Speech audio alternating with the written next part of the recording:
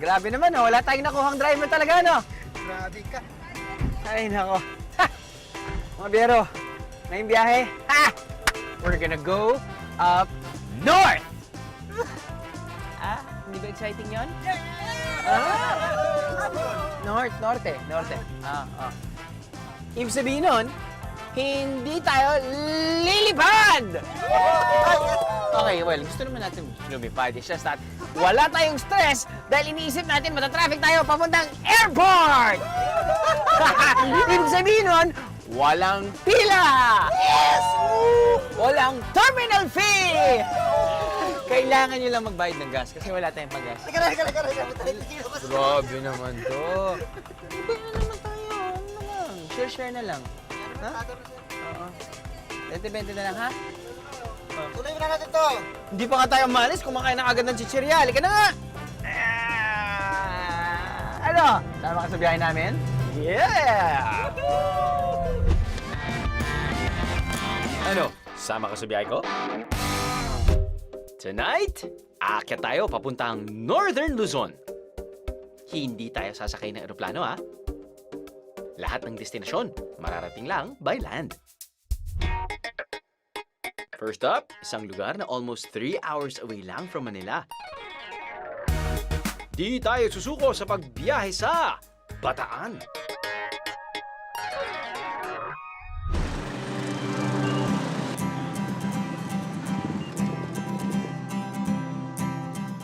Kung magutom sa kabiyahe sa mga bayan dito, may isang mabentang snack, ang Spabok. Ang sangkap, katulad lang na makikita sa pangkaraniwang palabok.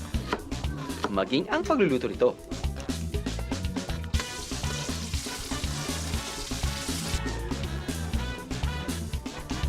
Pinagkaiba, imbis na bihon, spaghetti noodles ang kanilang gamit.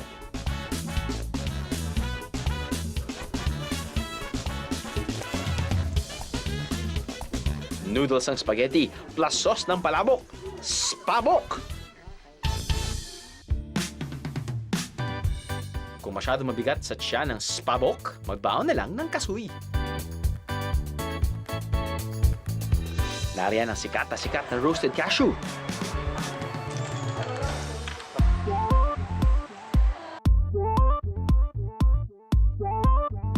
At ang kanilang cashew butter.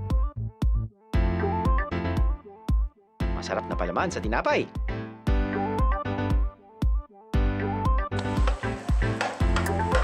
Pero mas masarap daw ito ihalo sa ulam. Mahuhulaan niyo ba kung ano to?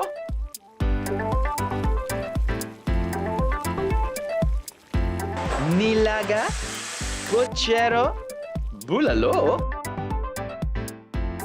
Nope. Ito ay kare-kare na gawa sa cashew butter. Aber, husgahan nga natin yan. Bagoong? Check. Well, ito yung Amanda's Bagoong. One of the most famous bagoong brands here in Bataan. Hindi lang to your normal kare-kare because it's not made out of peanut butter. It's made from cashew butter. Parang mas matamis siya. Or piligil lang ng asukal, hindi ko alam. Pero yung texture niya, at least thick.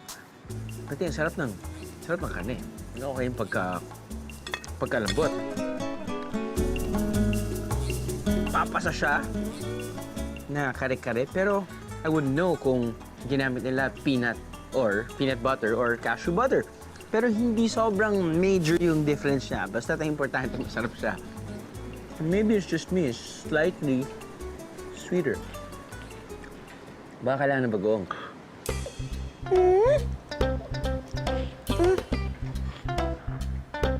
Akalain mo, baka ngayon mo lang ako magsisimula kumain ng bagoong. Naiintindihan ko na kung bakit hinahalo nila ng konting bagoong doon sa kare-kare para magkaroon ng konting buhay.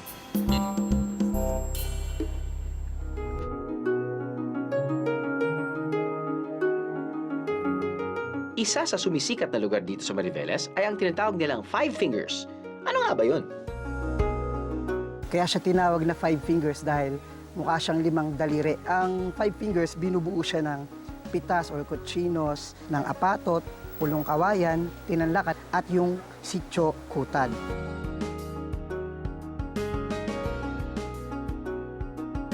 Imbes na island hopping, Cove to Cove Adventure raw ang tawag dito. Sikat din ang ilang parte ng Five Fingers na cliff jumping spots.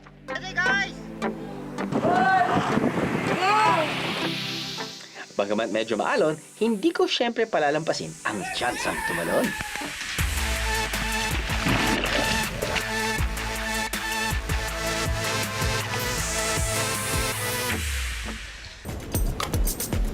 For beachcombers, may magandang beach din sa Playa La Caleta.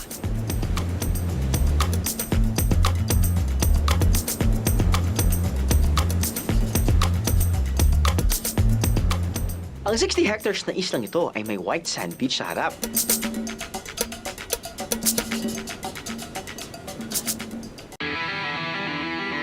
Pwedeng mag-skimboarding.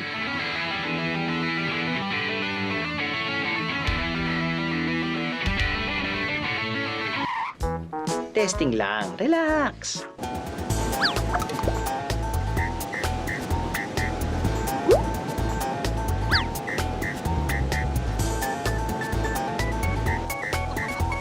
Okay, suko na ako.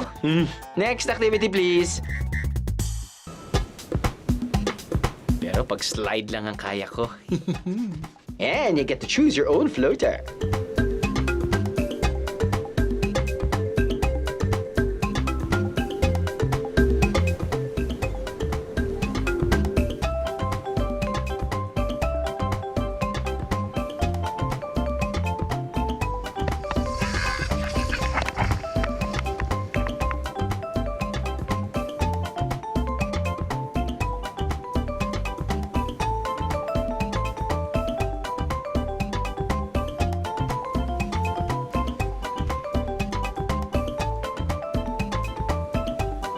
Can I bring home this one, please, Mama?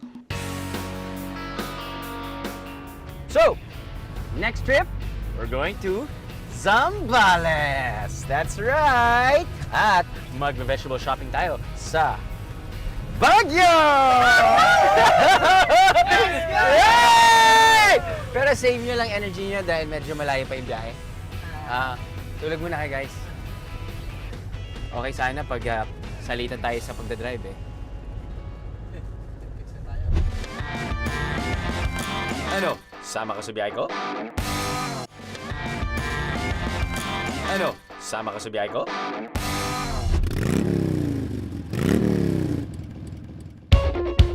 Mula Maynila, may layong 254 kilometers in total ang next destination sa ating road trip. None other than the adventure-filled province of Zambales.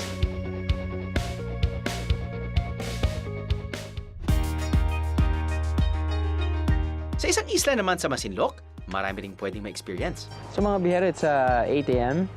and yung tubig ay sa aking calf. Sabi ng mga locals dito na yung ganitong level ng water daw okay para sa pamilya, para sa mga bata, nakakalaro pa sila dito. Kasi if it gets lower, medyo magre-reveal na yung mga sea urchins or yung mga seaweeds as well. And it's not very Instagram pretty or friendly. But then again, pinupuntahan ito ng mga tao because of the sandbar. So I guess the best thing to do is really ask the locals kung ano yung specific time na marireveal yung sandbar or yung time na masarap maglaro. But anyway, to give you a visual sample, ito na yung sandbar na maliit. It's just a small patch of sand or area. But after a few hours, mawawala ng tempo ng tubig. Alright. I'm taking this land.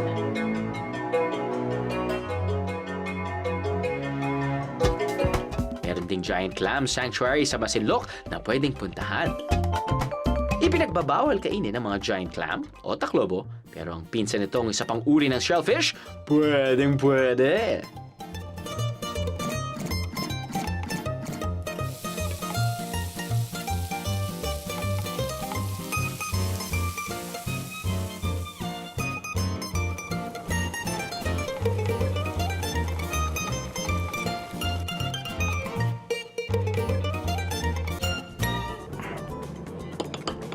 Nilaga ni ate, maraming luya, may malunggay, soup.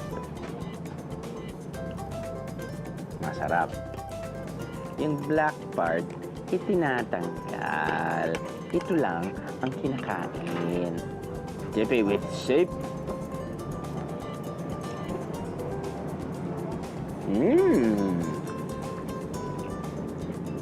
I like it better than life itself. In terms of texture, alam nyo na yan. Feeling ko naman nakikita nyo na kung ano yung magiging texture niya kapag kakain kayo ng clams, kapag kakain kayo ng, seafood like squid. It's the same texture, but ang okay dito kasi usually hindi ako makain talaga ng tahong because there's an aftertaste na hindi ko masyado na-appreciate. But this one, this part, that long part, it looks like squid, it tastes like squid, but dahil masarap yung pagkaluto ni ate, I love it already. I'll never forget Zambales. I'll never forget Zambales. Pag busog na, ito na ang perfect activity.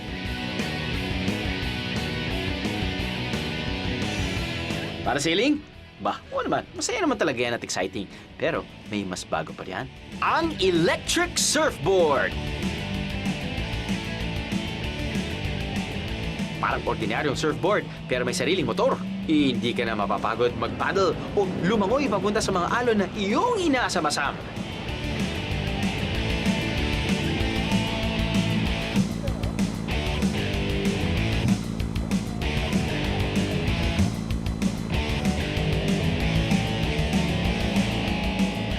At ang hoverboard, parang wakeboard na sa halip na hinihila ka ng isang lubid, tinutulak ka ng jet propulsion.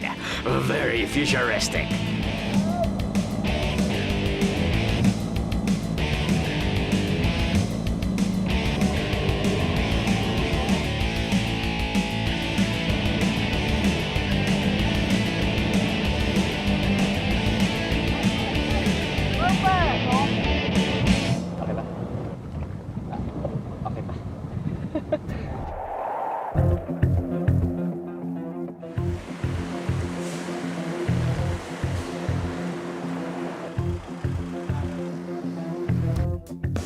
Kalsada na naman tayo sa halos 4 na oras lang na biyahe mula sa Zambales. Darating na tayo sa summer capital ng bansa, Baguio City.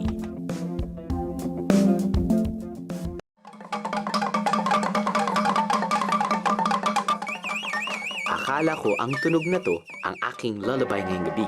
Isa pala itong pagdalaw ng kanyawan sa Ibaloy dancers para ipamalas ang naipamana sa kanilang kultura. Mula damit hanggang instrumento, authentic Ibaloy.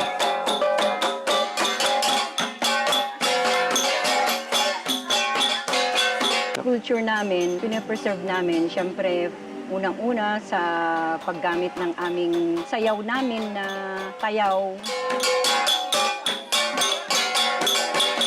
Yung kanyaw na yan, kung halimbawa may nagkasakit. Pero ngayon, ginagamit na rin namin kung may mga family gathering, a birthday, weddings. Kaya hindi na kailangan may nagkasakit o kaya may masamang nangyari na may mga kanyaw.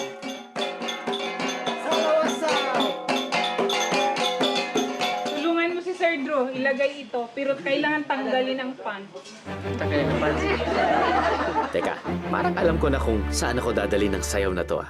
Ngayon, since pwede namin gamitin only as para sa mga happy gatherings, na ituturo na namin sa mga kabataan yung sayaw namin. Kahit na mga maliliit, pwede na ngayon eh. Noon hindi pwede. O kasi magagalit yung mga matatanda, sasabihin nila, bakit kaya mo bang magkatay ng baka o baboy? Ganon, nagagalit sila. Pero ngayon, hindi na. Ibaloy wedgie. Buti na lang meron na akong nagawang anak. Dahil medyo mahigpit.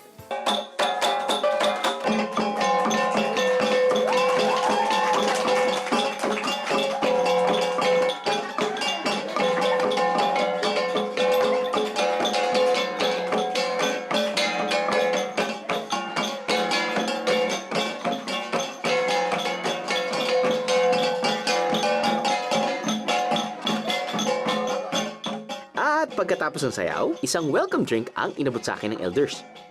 Yun actually, sir, bakit ino-offer yan? Para ma-blessingan ka ng maraming multiplication ng blessings. Blessing. Okay. Welcome to Benguet! Lalo na sa wakal! Salamat po.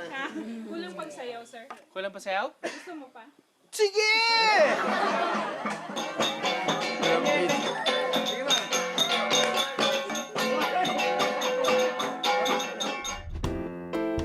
Kung magutom naman, aba, huwag palampasin ang organic dishes na mula sa farms ng Benguet. We have your organic spinach. Dalawang vegetable lang talaga yung paborito ko sa buong buhay ko. Spinach and broccoli. Kasi they pack a punch in terms of their nutrient content. Kasi ang dami nilang, man, lahat na yata nandito eh. Kulang na lang, just protein. But I think they have just a bit of protein. But anyway, pwede kong imumog to. Breakfast, lunch, dinner. Super. You have your upland rice na actually ginawa nilang parang fried rice na rin na may chicken breast.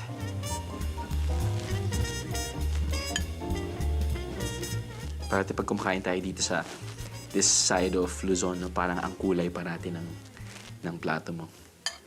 Kanina, ang ingay-ingay sa labas dahil ang lakas ng ulan. Ngayon, parang timing, sabi ng Diyos. Okay, shoot muna kayo, Drew. Perfect na partner to sa all-organic veggies omelette. Kung ito breakfast mo every single morning, wow. Haba buhay mo. Tapos nun, lalabas ka dito, lakad-lakad ka, haba talaga buhay mo. Kaya yung mga tao dito, mga 150 years old na eh. Grabe. Pero mukha pa rin silang 30, 40.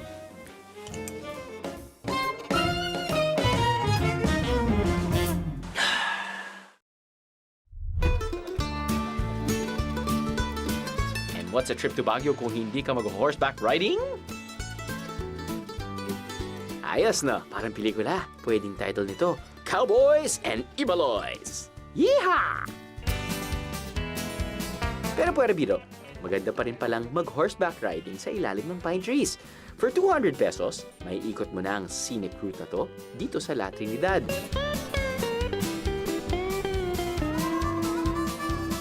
Reminds me of the Old Mines View Park kung saan pwedeng sumakay at magpa-picture sa mga kabayo. Naging favorite travel destination kasi ito ng mga Amerikano noong American occupation. Kita nyo naman ang aking cameraman na si Ray. Cowboy na cowboy ang dating!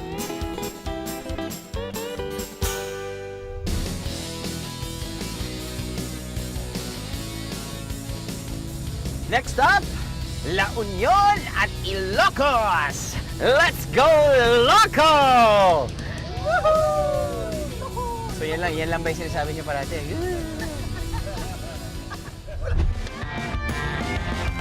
Ano? Sama ka sa biyahe ko? Ano? Sama ka sa biyahe ko?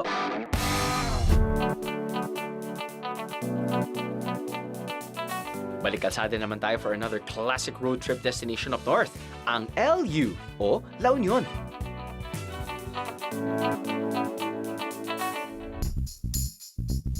Bago ang gala, lagyan muna natin ang laman ng ating tiyan. Ito daw yung 1-2 punch nila dito sa North tuwing umaga. Para siguro siyang puto and dinuguan. I don't know, maybe. But let's see.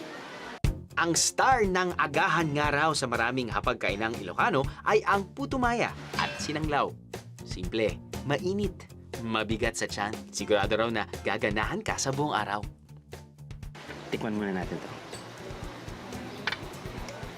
Alam mo yung parang bulalo o nilaga na dahil mainit pa, yung fat or yung oil, liquid form pa. Pero kapag tinapatan mo or tinapat mo to sa electric fan, Sebo de macho.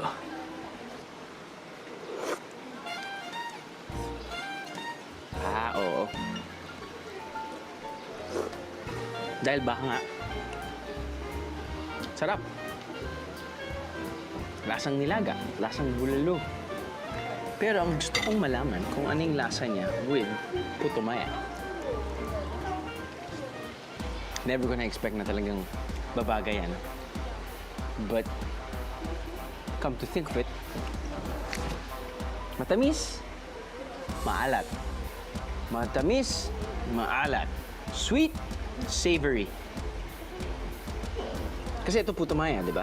And usually, pag puto, medyo ano siya eh. Para siyang yung consistency niya or texture niya parang bread. Di ba? Ito, para siyang biko. Bikong malambot.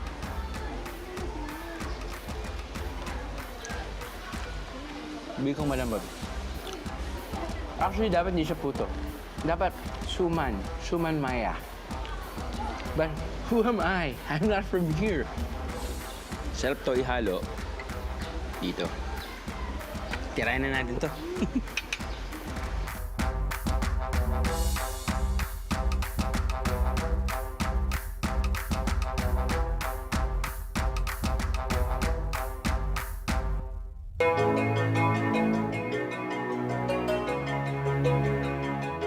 Para akong nasa Italy o sa Napa Valley sa California.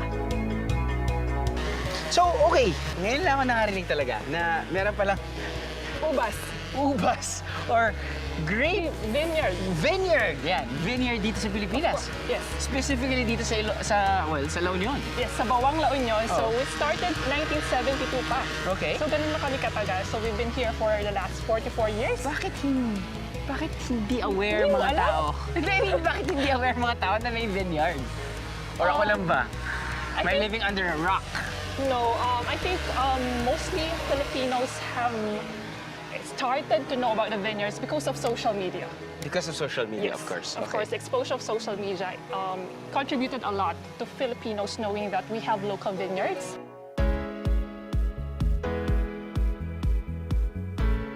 You mentioned kanina, Drew, about the climate. So in La Union, there are 4 varieties that adopted. Yung nakikita niyo po dito is the Red Cardinal. Red Cardinal. This is the #1 variety in the Philippines. Okay. So we also have the Brazilian green, yung nakikita natin sa market na yung medyo maliliit na kulay green. Okay. And then we have 2 varieties under experiment right now, which is the Black Riviere.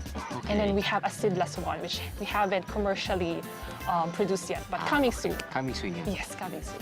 Okay. Pagdating sa harvesting ng grapes, meron bang parang peak season to? Like for example, mangoes, usually summer lang yan eh. Yes, yes. Di ba?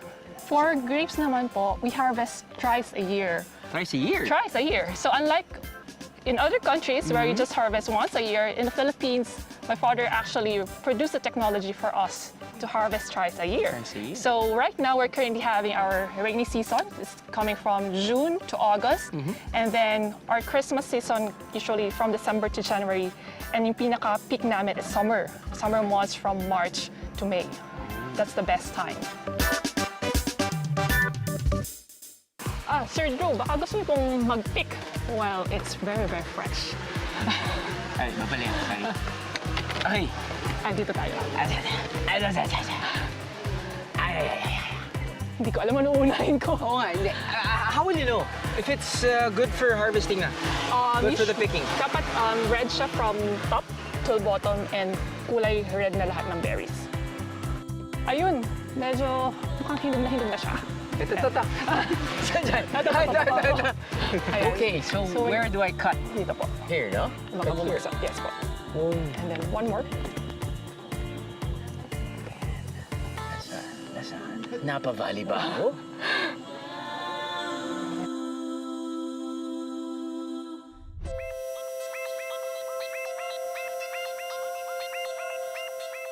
Mula LU, 2 oras na biyahe lang, nasa Ilocos Sur na tayo. At ang ibig sabihin niyan,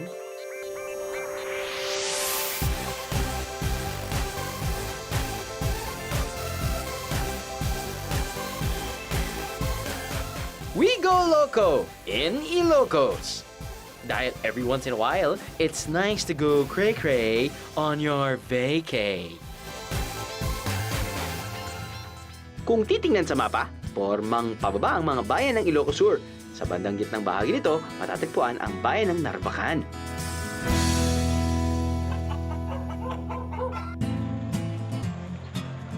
Isang stopover ang bayan ng Narvacan para sa mga biyahero dahil dito raw nabibili ang masarap na classic Ilocano bagnet.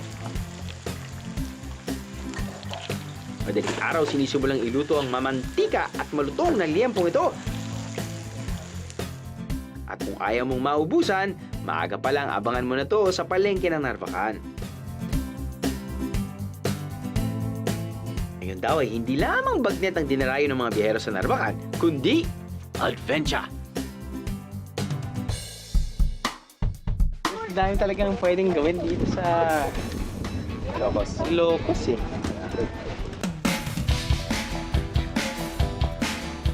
Ang lugar na to raw ay dating dump site, pero 5 taon na ang nakaraan nang ginawa itong adventure hub. May kalayuan ito sa main highway kaya sasadyain talaga ang pagpunta rito.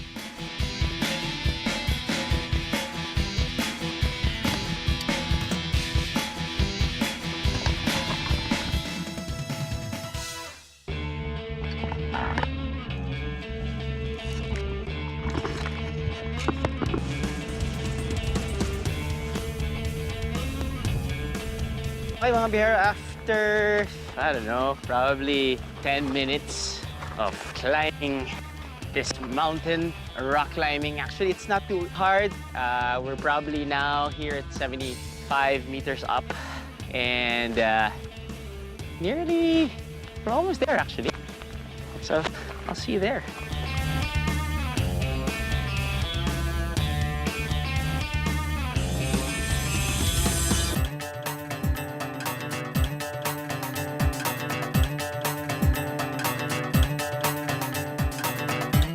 Kayang-kaya ito ni Mami, ni Papa. Ni Lola, pwede. Ganda. It's beautiful. So para sa mga gusto mag-zipline lang, akit sila dito. Dito. Yeah, less than 100 meters up. Zipline pababa. Relax ka na. Kaya tayo, akit pa.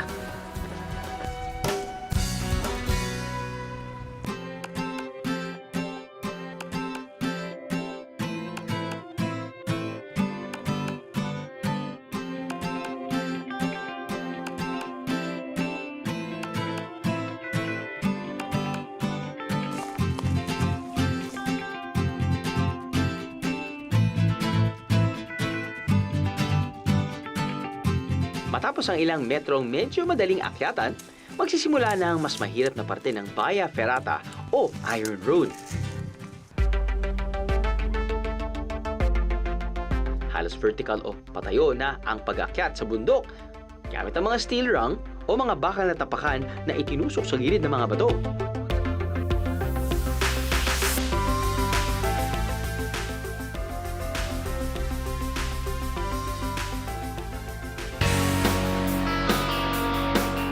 Exciting at medyo challenging ang Via Ferrata, lalo na sa mga hindi masyadong sanay sa akyatan. Pero talaga namang sulit ang pagod, lalo na pagsakay mo sa zipline, pabalik sa iyong pinanggalingan. Dito, makikita mo kung gaano kaganda ang dinaanan mo para marating ang tuktok.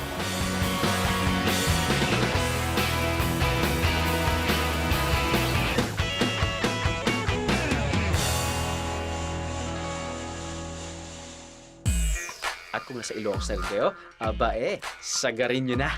Mag-skydiving na!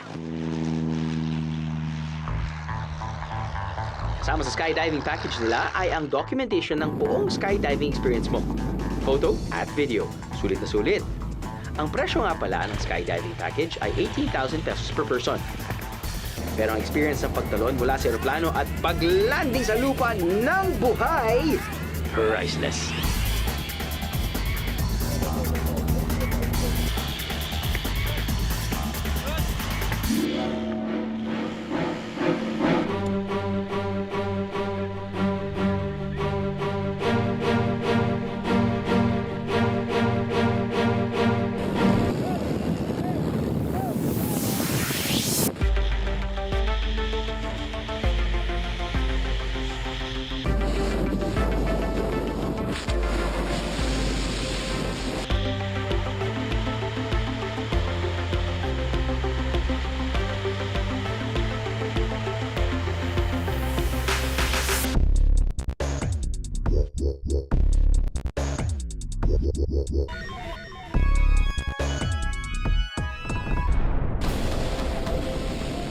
experience ang makasama sa ere ang mga professional skydiver na to. Literal na umaapa kami sa ulap.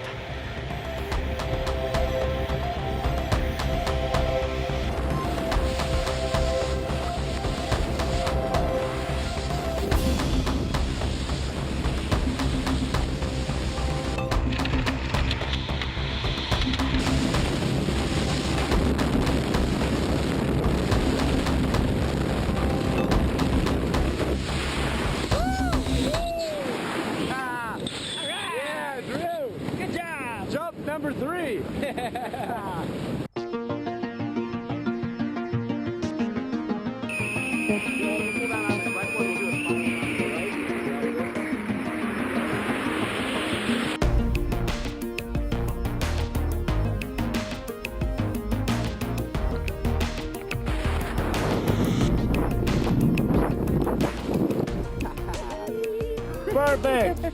Let me clip us here. Go 1, 2. You're free, Drew. Let me help you out. Drew. High five. You did it. Hey. How was that, man? Awesome. It's pretty good. You want to go again? Let's go. Isa pa. Woo. Thank you so much for joining us today. Thank you. Yeah. Sa mga biyero, it took us probably like what, I don't know, 25 minutes. 25 minutes. When we reached 10K? 10,000. Yep. 10,000 feet. 10,000. Actually, the first 2 dives kasi iba yung pagka-dive ko, which was I think just the standard, but I think what Corey did was like do a backflip. A little bit of backflip. Yeah. No big deal. It was pretty fun, pretty fast, pretty cold, and now it's hot. Good change. Yeah. Good It job, was man. all right. Thank you, man. Congratulations. Mukhang nasobrahan sila sa activities, no? Ayos. Pero ayos lang. Dahil we are nearing our last stop sa ating adventure. We're gonna go to Abra. Ano? Sama ka sa biyahe ko? Ano? Sama ka sa biyahe ko? Ngayon naman, mapapadpad tayo sa isang lugar na di gaanong napupuntahan dahil sa layo. Pero natatangi naman ang ganda. Ang ating last stop, Abra! Minyaman kaming sika.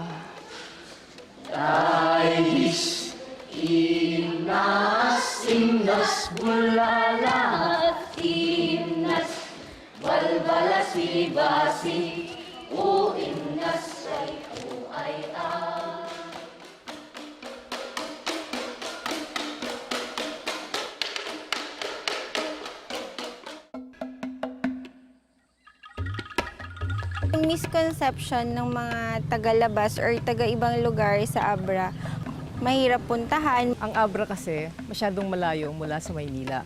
So, parang hindi puntahan ng mga bisita.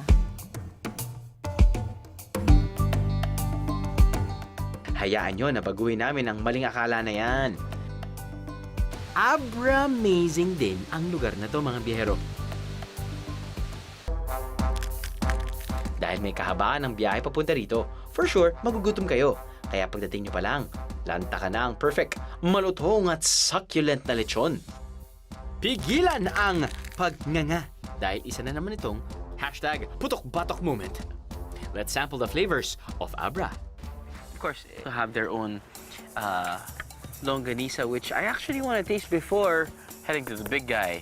Now, apparently, longganisa muna tayo. Subukan muna natin. Alam kong hindi talaga ito yung feature natin. Pero sucker for pork, man. Sucker for pork! Sucker for fat! Ooh. Oh. Hop. Garlicky.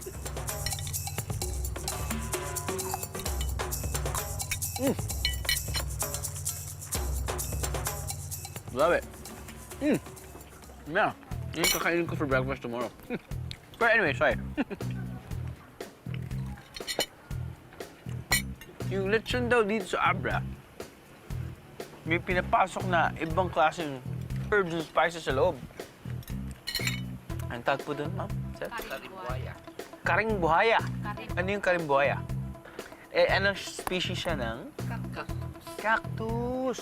Bakit cactus ang nilagay niyo sa loob? Ano yung Ano yung nilalaman ng cactus? Malamang meron siyang binibigay. Meron siyang aroma. Doon rin sa loob, malamang, no? Kasama ng tanlad. O, ito yun. Ah, walang tanlad. Ito na yun. Kinakain ba siya? Kinakain din. Subukan nga natin. Yan. Yan.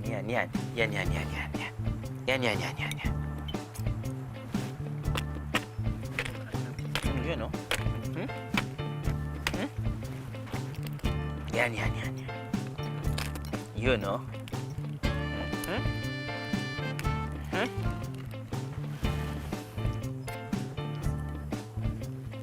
Alam niyo na yung parte nito sa lechon eh, yung chewy siya pero masarap siyang nguyi.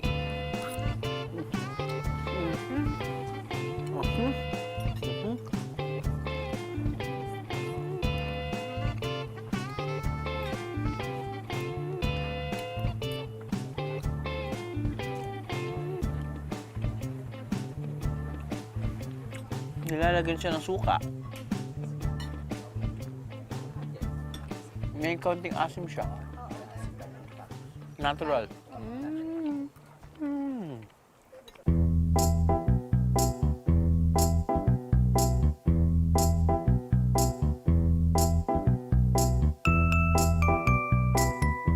So yung cactus na nilalagay nila sa loob, may natural asim, sour.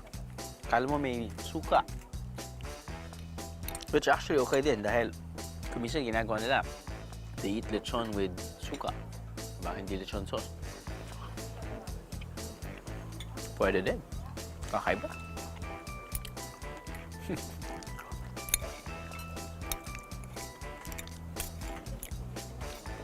Hindi ako nakakuha na ito.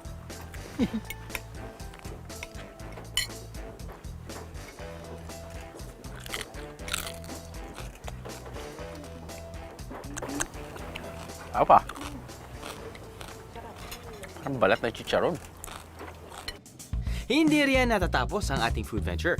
Meron din silang mga exotic dish na hindi lang tatambling ang inyong taste buds, kung hindi mamimilipit din ang inyong dila sa pagbigkas sa pangalan ng mga to. Okay, just to get it out of the way, at hindi ko kasi maalala, no? Sinuglaw. Sinanglaw. Good. Tinitesting ko lang talaga kung alam nila. Sinanglaw. Embaliktad. At suksuk pagarukpuk. Sapsap purikit. Sap-sap purikit. Una sa ating mga susubukan, ang ulam na hindi na kailangan isawsaw dahil lumalangoy na ito sa sabaw. Oh! Meron siyang kakaiba talaga. Kaya nga hindi na kita tinikman. Personally speaking kasi, hindi ko favorite yung mga laman loob. Pero may mga ibang tao talagang gustong-gusto yan. There's a taste na hindi ako nasanay na. Pero alam kong maraming Ilocanong paborito to. Pampagising actually. Ang sunod kong titikman, siguradong makakapagpabaliktad sa inyo sa sarap. Ang imbaliktad. Itong embaliktad, hindi ko maintindihan din kung bakit. Bakit nga? Bakit siya baliktad? Mabilis lang ang pagluto. Babalik ako sa lechon. Comfort place. Ayos. Ayos. Ganda.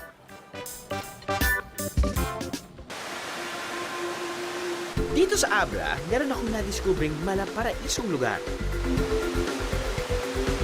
Yung mapapakamot ka ng mata kasi hindi ka makapaniwala sa nakikita mo. Pero gaya ng ibang mga paraiso, hindi madali ang pagpunta rito.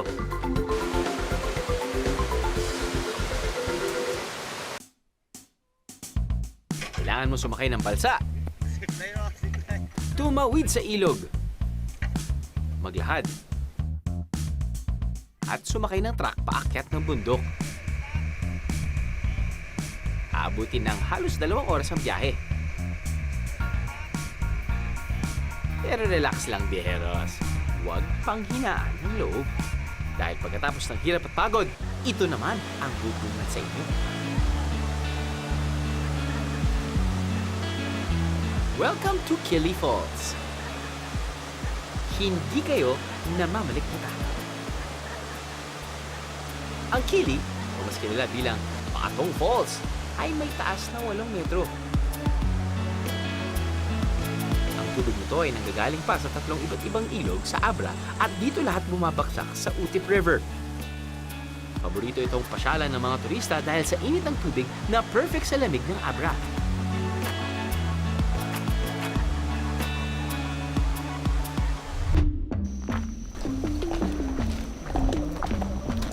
Pero may huli pa palang alas ang Abra, biyeros. Medyo malayo lang ang aming nilakbay.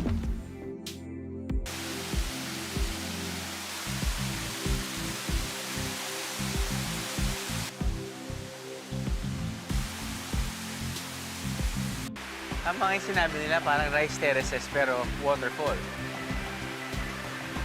Now, ang okay, ang kinaganda nito pala, kahit na umulan, kahit masama yung panahon, hindi nagiging dark yung tubig dahil hindi dumadaan sa lupa. Parang I think nanggagaling yung tubig mismo sa bato. Kaya kahit na nagkakaroon ng bagyo, walang kumahalong lupa. So all year round, quality of water is still pretty clear. Sa Bukal nanggagaling ang tubig ng Kaparkan Falls na bumababa hanggang sa Tinid River.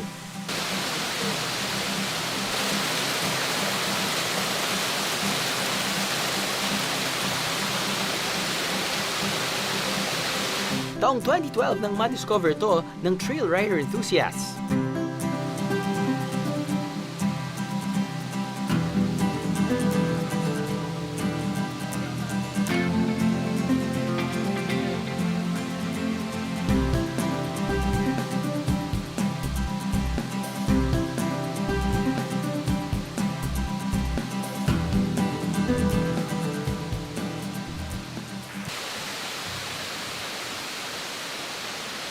Totoo lang, parang man-made siya. Parang hindi siya totoo. Parang semento. Galing. Malaya kayong makakalipat mula sa isang catch basin hanggang sa susunod. A little me time na muna.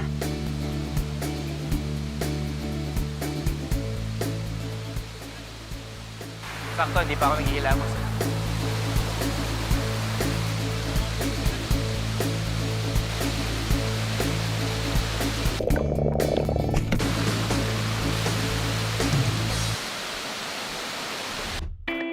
Bataan, Zambales, Baguio, La Union, Ilocos Sur, at Abra.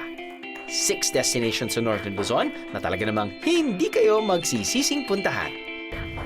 Kahit na malayo, kahit na sabihin mo ng 1 hour hanggang 10 hours or 12 hours, masaya, basta't masaya ang mga kasama mo. Di ba, guys?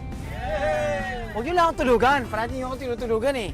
At more importantly din, actually, or the same importance, yung mga bayan na pinupuntahan nyo, talagang mas tatatak sa'yo at hindi nyo makakalimutan. So, sa susunod na biyahe mga biyero, sama na tayo lahat. Ha? Yeah! Sunduin namin kayo? Sunduin namin kayo. Pare, 12 hours na ako dito. Di ba 12 hours yung carpool? Tama ba yun? Parman? Ako naman dito sa kanan. Kaya Jerry, ikaw na bahala.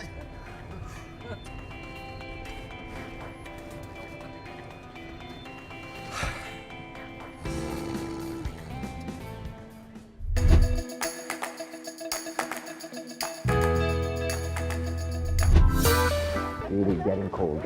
And colder and colder by the minute.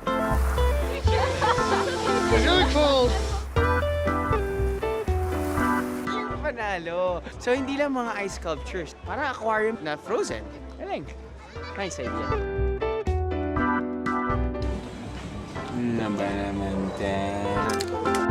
This is small size. What's the big size? Ano? Sama ka sa biyahe ko? Mga biyahero, did you miss an episode? Or should I say, bitin pa ba kayo sa episode na yun? Don't you worry. Just click on this, subscribe to our YouTube channel, and then you have exclusive access sa lahat ng mga videos na nakikita nyo dyan sa baba. Plus, meron pa kami mga shorties. Dahil kung bitin talaga kayo sa normal episodes namin, meron kaming online exclusive shorties or videos na sigurado ma-enjoy nyo. Ayos na? Subscribe na dito. Just click. Click! Huwag nyo na akong i-pinch. Just click.